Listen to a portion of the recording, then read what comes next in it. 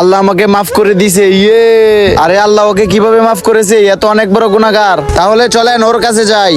এই ভাই দাঁড়াও, তোমাকে আল্লাহ কিভাবে মাফ করেছে তাহলে শুনেন।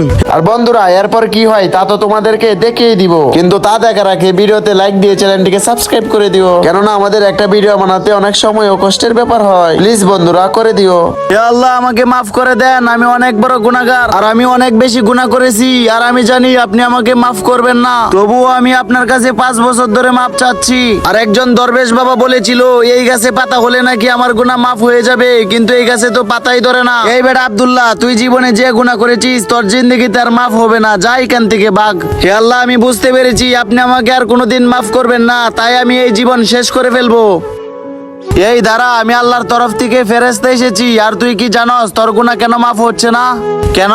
কারণ তুই আল্লাহর সাথে নাফরমানি করতেছস। নাফরমানি কিভাবে করলাম? আমি তো আল্লাহর কাছে মাফ চাইতাছি, কিন্তু তুই সাথে বলতেছস আল্লাহ তোকে কোনোদিনই মাফ করবে না। আর এটা তো আল্লাহর উপর তুই মিথ্যা একটা অপবাদ দিলি, আর এই জন্যই তোর কাছে পাতা হয় না। আর আল্লাহ তোকে কবেই মাফ করে দিছে, শুধু আল্লাহর সামনে এই অপবাদটা আর দিবি না।